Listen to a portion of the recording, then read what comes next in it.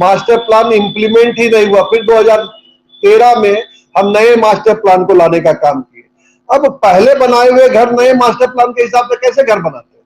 तो इसमें तो ये चाहिए था कि जैसा है वैसा बनाए। सरकार को अगर चाहिए तो एक एफिडेविट ले ले कि अगर कोई बड़ी संरचना शहर के विकास के लिए करना है, किसी का घर आ रहा है, तो वो एफिडेविट दे दे कि हम उसको तोड़ देंगे। लेकिन आज के दिन उस नक्शा को स्वीकृत कर देना चाहिए, जिससे कि वो रेगुलर हो सके और आज के दिन जिस तरह का कानून उसके ऊपर हथौड़ी चलाने का काम कर रहा है वो ना करे। लेकिन मुझे लगता है कि ये कोई काम हुए नहीं, और जिसका परिणाम है कि आज लगातार अवैध भवनों पर कार्रवाई की सूचना अखबार के माध्यम से भी लोगों को भी मिल रही है और हम लोगों को भी मिल रही है। नागरमल मोदी सेवा सदन को कल तोड़ने की बात आई। नागरमल मोदी सेवा सदन आप सबको पता है कि 1960 के दशक में बना था। अब 1960 में बना हुआ भवन, जिसमें हमारे कितने बुजुर्ग लोगों ने इसको बनाया था समाज के हित के लिए, आज हजारों लोग उससे लाभान्वित हुए, लाखों लोग मैं कहूंगा कि इतने वर्षों में लाभान्वित हुए होंगे। कोरोना काल में हमने देखा कि जब सरकारी अस्पतालों में कोई देखभाल की सुविधा नहीं थी, तो उस समय सेवा सदन ने हजारों लोगों की जान बचाई, और वहां कीमत भी कम लगता है जिससे कि आम लोग वहां पहुंच पाते हैं। आज वैसे भवन को भी तोड़ने का एक आदेश जारी हुआ। देखिए, अतिक्रमण का आदेश हुआ था उस समय, मैंने भी नहीं कहा था, इसलिए कि अगर अतिक्रमण हो तो उसको टूटना चाहिए। लेकिन अवैध भवन के नाम से अगर इस तरह के सामाजिक गतिविधि करने वाले लोगों का भवन टूटेगा या फिर आम लोगों का भवन टूटेगा। मैंने देखा है कि बंधु नगर, मैंने देखा हरमू नदी के अतिक्रमण वालों को तोड़िए, लेकिन उसके आसपास के लोगों को, जिनका एक घर है आधा कट्ठा एक कट्ठा में बना हुआ, वैसे लोगों को भी तोड़ने का आदेश दिया जा रहा है। मैं समझता हूं बिल्कुल अव्यावहारिक है। पिछले दिनों मैं नगर विकास सचिव से भी मिला था, मुख्य सचिव से भी मिला, उनसे आग्रह किया था कि रेगुलराइजेशन का बिल लाइए, बिल नहीं लाइएगा तो रांची शहर बर्बाद हो जाएगा। लोगों के अंदर बहुत भय है कि पता नहीं क्या होने वाला है, लेकिन अभी तक वो आया नहीं है और लगातार आदेश पर आदेश आते जा रहे हैं। इसका कहीं ना कहीं बहुत बुरा परिणाम होने वाला दिख रहा है।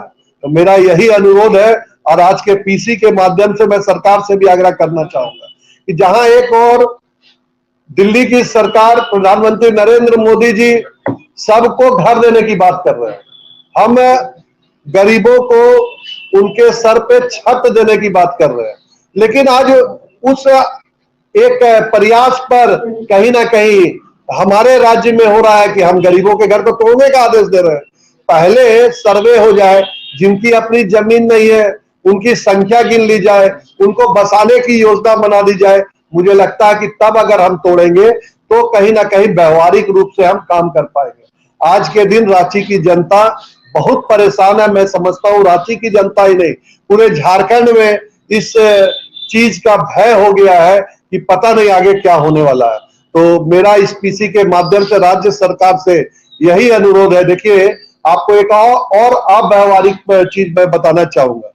आज के दिन बिल्डिंग बायलॉज में कोई घर अपना रेगुलराइज कराने के लिए नगर निगम में कोई अप्लाई करता है तो उसको 1000 रुपये प्रति वर्ग फीट के दर पे फाइन देना पड़ेगा। एक घर बनाने के लिए 800 रुपये प्रति स्क्वायर फीट में घर बन जाएगा, और 1000 रुपया फाइन देना। अगर किसी ने आपने कोई घर 1000 स्क्वायर फीट का बनाया है तो आपको सबसे पहले 8 लाख रुपया जमा करना, 80 लाख रुपए जमा करना पड़ेगा, तब आपका घर रेगुलराइज होगा। मतलब इतना अव्यावहारिक नियम कानून बिल्डिंग बायलॉज के, तो अगर हम उसको ठीक नहीं करेंगे तो उसके पहले तोड़ने का आदेश देना मुझे लगता है बिल्कुल अव्यावहारिक है। इस पर तत्काल रोक लगनी चाहिए। माननीय उच्च न्यायालय से भी आग्रह है कि आम लोग घर बेघर ना हो जाए। इसको देखते हुए सरकार को तुरंत आदेश दे कि सरकार इसके लिए नियमावली लाए और जल्द से जल्द लोगों का रेगुलराइजेशन का काम हो जाए, और उसके बाद इस तरह के काम कार्य किए जाए जिससे कि आम लोग परेशान ना हो, बेहाल ना हो। क्योंकि राज्य सरकार भी जनता के द्वारा चुनी गई है, निगम की सरकार भी जनता के द्वारा चुनी गई है, और आज इस परिस्थिति में जनता जिसने हमें चुन के भेजा, उन्हीं के छत्र छाया में अगर घर टूटने की बात, घर को बर्बाद करने की बात होगी तो कहीं ना कहीं जनता के साथ कुठाराघात होगा।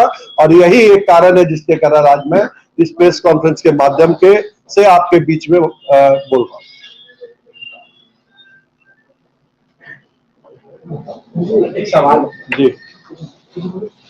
होटल इमरोल्ड को भी नोटिस दिया गया था, लेकिन उस पर कुछ कार्रवाई नहीं हुई। उस पर आप कुछ बोल रहे हैं? देखिए, होटल इमराल्ड हो या सेवा सदन हो या महेश्वरी धर्मशाला हो या बंधु नगर के 200 के आसपास के घर हो या एचईसी के पास के घर हो या हरमू नदी के पास के घर हो, नियम सबके लिए एक है। और उन नियमों को लागू करने के पहले सबसे पहले तो एक प्रयास जरूर करना चाहिए रेगुलराइजेशन का।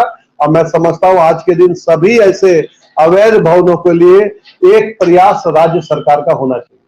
सर, होटल इमरोल्ड जो है अवैध नहीं, उसका नक्शा पास है, लेकिन उसका जो नक्शा पास है आवासीय, उसका यूज कॉमर्शियल हो रहा है, इस पर नोटिस जारी किया है।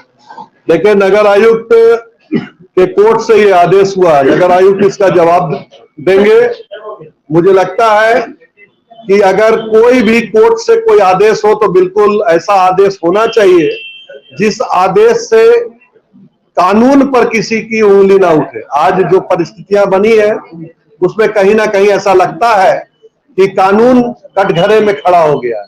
तो कोई का भी कोर्ट हो जरूर इस पर ध्यान देना चाहिए और इस पर संज्ञान लेना चाहिए।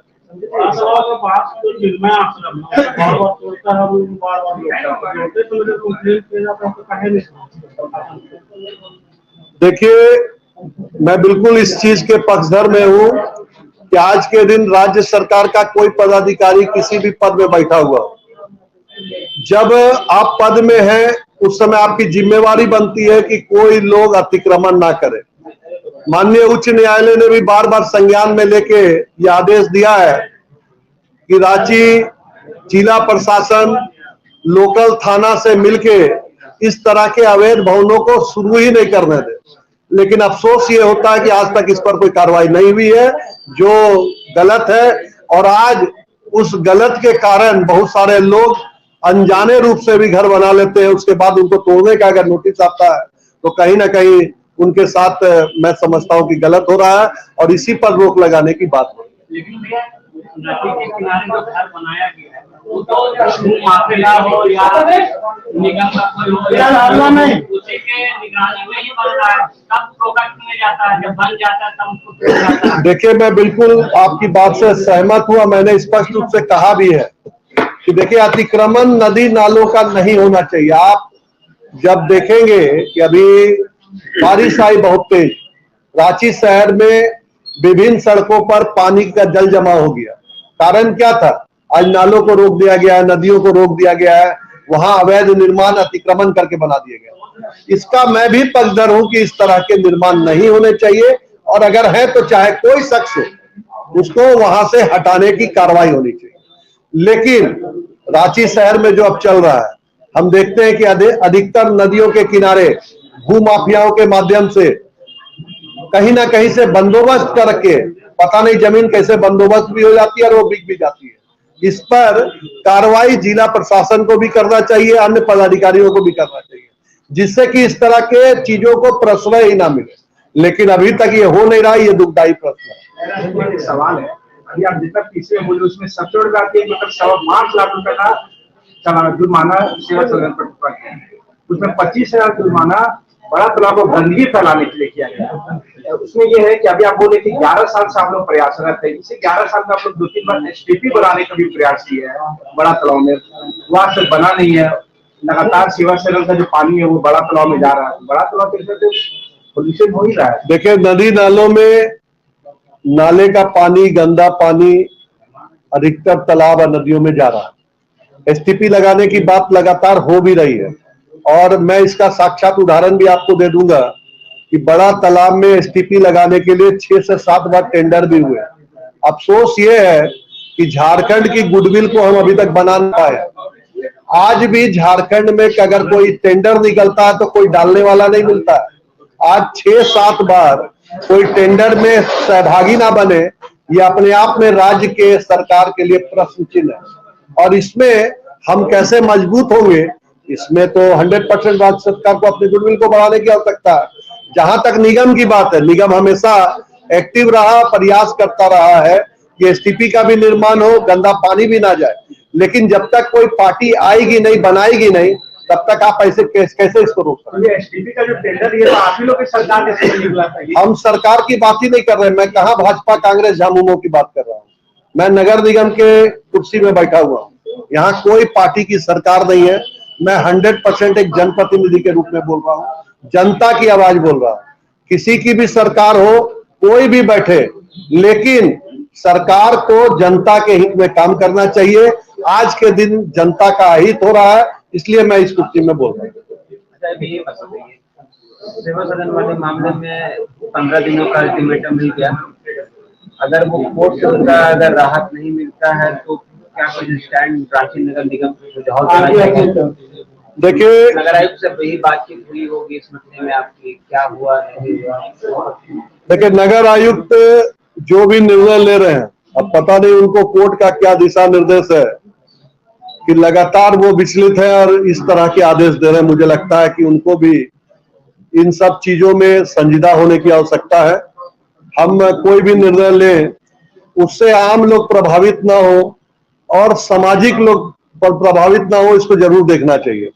और जहां तक बात है 15 दिनों की, तो 15 दिनों के बाद क्या होगा इसका जवाब तो नगर आयुक्त देंगे, लेकिन हम लोग आज भी इसका विरोध कर रहे हैं, 15 दिन बाद भी विरोध कर रहे हैं।